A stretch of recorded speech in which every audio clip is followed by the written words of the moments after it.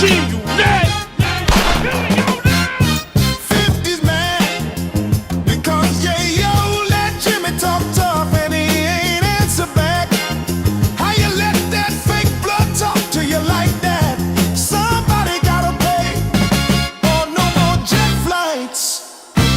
Back to first class.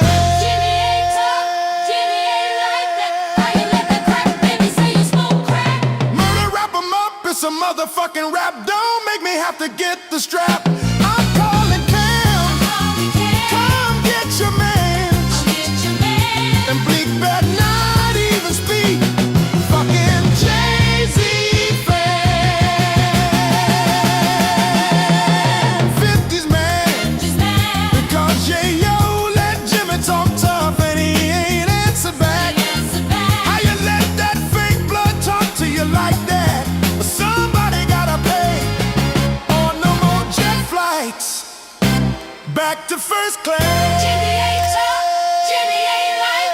How you let the crack baby say you smoke crack? Murder, wrap 'em up, it's a motherfucking rap. Don't make me have to get the strap. I'm calling Cam.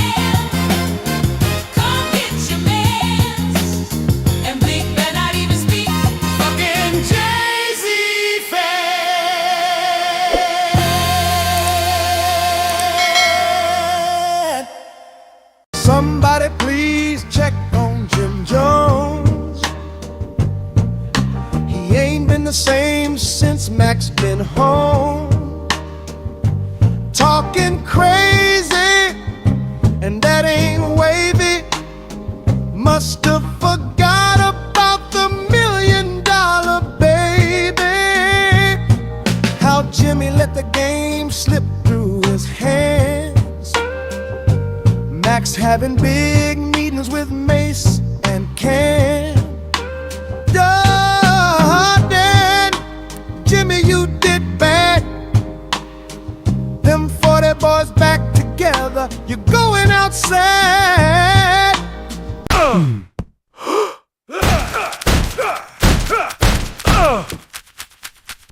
Put it in the comment section.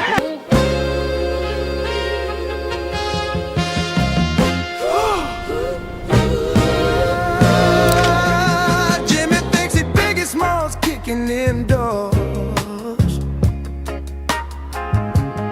nigga breaking entry is against the law. You must wanna go to jail, rent's free in the pen. A lot of members in the joint go bang on them. Don't bang my door no more. No more. I told Sam call Cam. He knows how to get rid of you. Matter of fact, get the strap, I'ma do it myself. Jimmy, I'm so sick of you. You're gonna pay for the doors you kicked in. How you got all those friends, but they can't pitch in. Everything you broke, boy, you're gonna fix them. I'ma kick your ass. Jimmy, go get my cash. Jimmy, get 50 his money. Yeah, Jimmy, get my cash. Ooh, Jimmy, go get my cash. Jimmy, get 50 his money. Jimmy, go get my cash.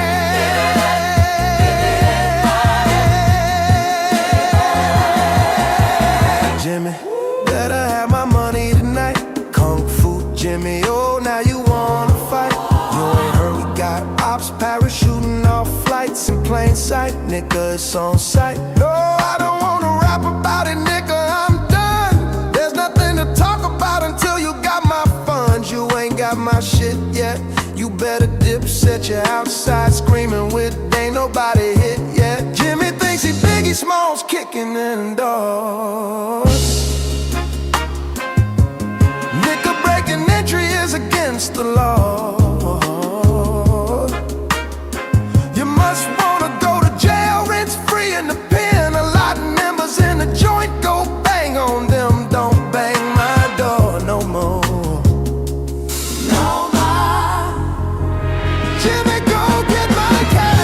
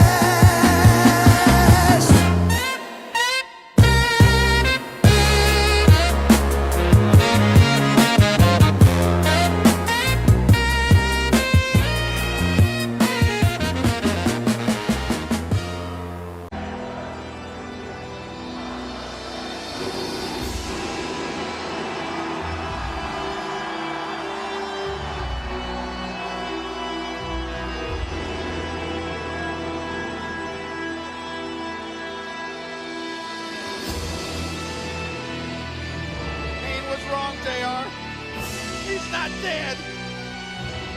Now he owes, I'm going to say in a short way, at least 80,000, if not 180,000. Yeah, he called you guys squatters and said you guys owe $250,000.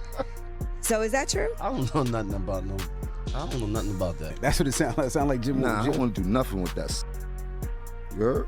Leave him out of the conversation. 50 Cent just dropped surveillance footage showing Jim Jones kicking in the doors of his own Bronx studio right after getting served with an eviction notice.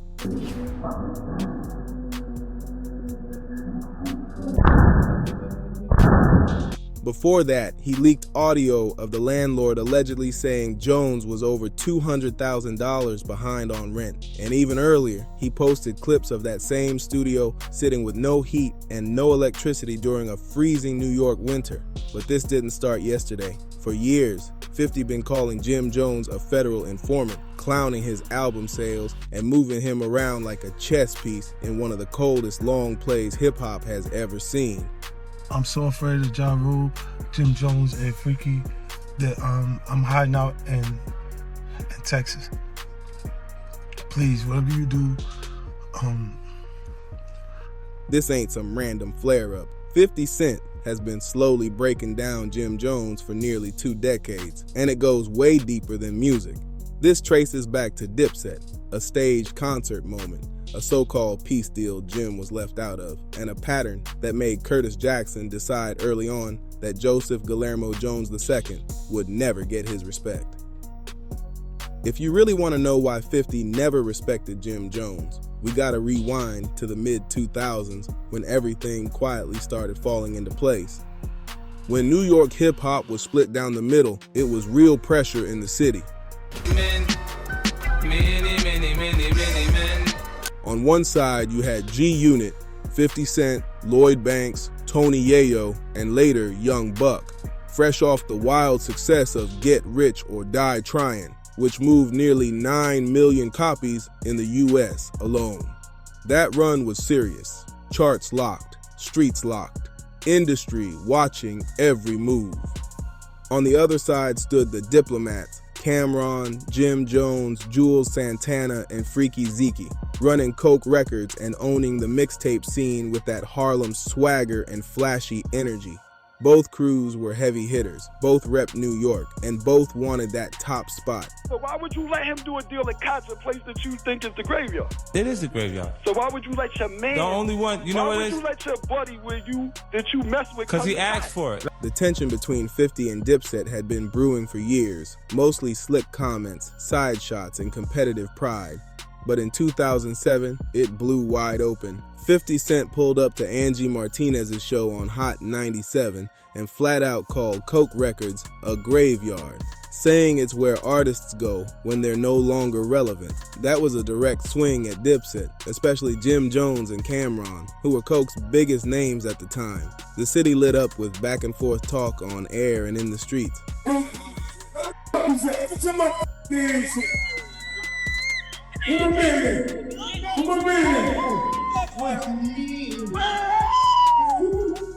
But what 50 did next, that moved it to a whole different level. Back in 2007, right in the middle of his war with Cameron, 50 Cent pulled a move that shook the whole Dipset camp to the core. At a packed New York City concert, instead of keeping it hostile, 50 brought Jim Jones and Jules Santana on stage with him, not as rivals, but as guests. The crowd lost it, but behind the scenes, that moment hit different. It made it look like Jim was rocking with the enemy, and that image alone was powerful. People argued for years about what really happened. Was Jim cool with 50, or did he just get swept up in the hype of the moment? Fast forward to 2024, and 50 finally broke it down himself. On Cameron's YouTube show, Talk with Flea, he sat across from Cam and admitted the whole thing was calculated from the jump. No, I just took the shot, Murder, to see, because I wasn't sure he was going to go for it. But I was like, we like Jimmy better than you anyway, Cam. Then you got to watch and see how he responds. He didn't bring Jim out because there was love there. He did it to shake Cam'ron's position inside Dipset, even if it was temporary. That move planted doubt inside the crew. It created tension, and 50 used Jim Jones as the chess piece to quietly isolate Cam from his own team. According to 50, the plan worked perfectly. Dipset was already dealing with quiet tension behind the scenes, and that concert moment only made it worse. Jim Jones became the guy who stood on stage with the enemy, whether he meant to or not. He walked straight into 50's setup, and that detail matters, because 50 didn't just out-rap Jim in a beef, he positioned him.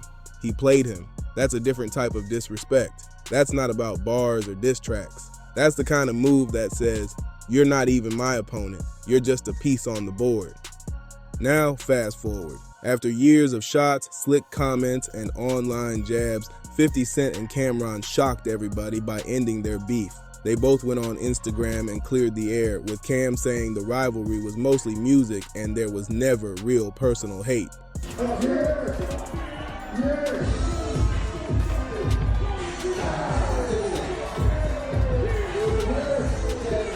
By June 2017, it was official. 50 and Cam hit the stage together at Dry's nightclub in Las Vegas. Two New York heavyweights side by side. No games this time. It felt like a real hip-hop moment. But here's where it gets cold. Jim Jones was nowhere in that peace deal. When 50 and Cam patched things up, nobody called Jim. Nobody brought him into the room. A founding Dipset member left outside while his longtime partner and former rival shook hands inside. Cam'ron, the same man Jim stood next to from day one, didn't push for him. And 50, he clearly never wanted Jim sitting at that table. Jim Jones went from being a core piece of the Dipset empire to the member nobody stepped up for, and it only spiraled from there. In the years that followed, Cam'ron and 50 Cent actually linked up and started trolling Jim together on social media. Think about that. The man who once stood at the front of the Diplomats was now the punchline, while his former leader joked alongside the same rival who once tried to tear the crew apart. That kind of switch-up doesn't happen overnight. It happens when respect fades and alliances shift, and when your own circle stops riding for you, the culture takes notes. Around 2019, things got way more serious. That's cool, but now he gotta get violated. Yeah, super violated. Super duper. So ain't too much he can really do unless he gonna run around with 100 armed securities all day. During the federal RICO trial involving Tekashi 6ix9ine, Jim Jones's name popped up in court documents and wiretap references tied to the 9 Trey Gangsta Bloods, the same group central to that case. Reports claim Jones was mentioned in discussions about a planned super violation against someone connected to the situation. Still, he was never formally charged like several others were. 50 wasted no time reacting. He jumped online, posting screenshots he said were court transcripts, claiming Jim was listed as a cooperating individual. He flat out called him a federal informant and suggested the reason Jones avoided heavy charges while others faced decades was because he was working with federal authorities. Jim Jones jumped on Instagram fast, shutting everything down and denying it all. He posted messages saying 50 was straight up lying and that the paperwork talk was completely fabricated. At one point he wrote, "Why you keep on lying? Why you keep on lying?" Then brushed it off with a casual, "Lowell, I'm going back to sleep." But 50 wasn't easing up at all. Why are you calling Jim Jones? This call is from a federal prison. Why are you calling Jim Jones' name in an interview with what? Why are you doing things like that? You still trying to get people indicted? What type of time are you on if you didn't tell? If you're like, you get what I'm saying? He kept flooding the timeline with alleged court documents, memes, edited clips, pushing the same narrative again and again for months straight. The informant claims started following Jim everywhere. Then in March 2025, TR3 Iwe Shadi, who was directly involved in the Tekashi case, publicly spoke out and pushed back on the rumors. Shadi said on record that Jim Jones never cooperated with federal authorities and that his record was clean. That should have slowed things down, right? Not at all. 50 kept referencing the claims in posts and interviews like nothing changed. Whether 50 truly believed it almost didn't matter anymore. He understood something key about hip-hop culture. Once you plant that seed, it sticks. All of these reincarnations, all of those name changes, are attached to really bad deeds. Every time Jim's name pops up online, somebody brings up those allegations in the comments. That shadow never fully leaves, and that strategy. 50 wasn't just arguing with Jim Jones, he was chipping away at his credibility in a culture where reputation is everything. By late 2024 though, 50 had moved into bigger arenas than rap beef. His Netflix docuseries on Sean Diddy Combs, The Reckoning, became one of the most talked about projects in entertainment, proving he was playing chess on a much larger board. The 4-episode series broke down the allegations surrounding Sean Diddy Combs, and 50 was the executive producer steering the whole thing. On December 15th, 2024, Jim Jones sat down on his podcast, Let's Rap About It, alongside Mino, Fabulous, and Dave East, and he didn't hold back. Yeah, he called you guys squatters and said you guys owe $250,000. So is that true? I don't know nothing about that. He called 50's documentary a mockumentary and accused him of being petty and cashing in on Diddy's legal drama.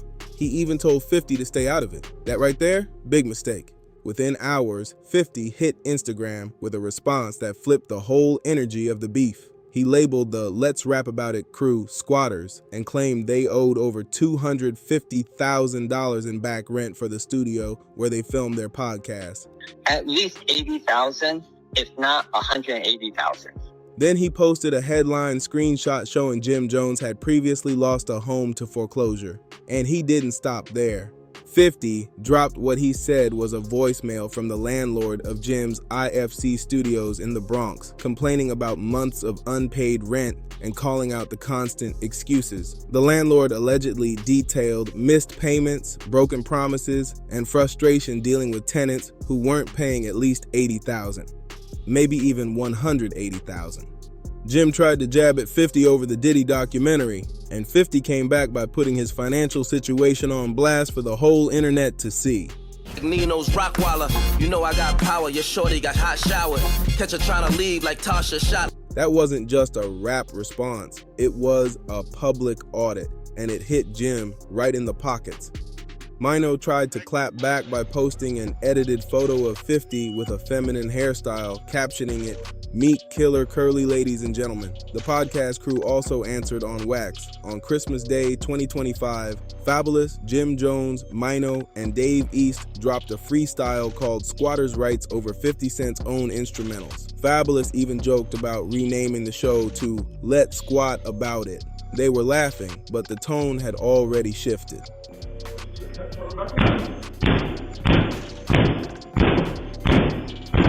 The spotlight wasn't on the documentary anymore. It was on Jim's rent situation.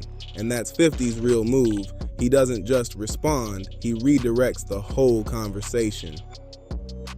Then early 2026 made it worse. 50 posted surveillance footage allegedly showing Jim Jones at IFC studios in the Bronx, kicking in doors after a formal eviction notice was served. Reports said the lease had been terminated and cameras caught Jones trying to get back into the studio space.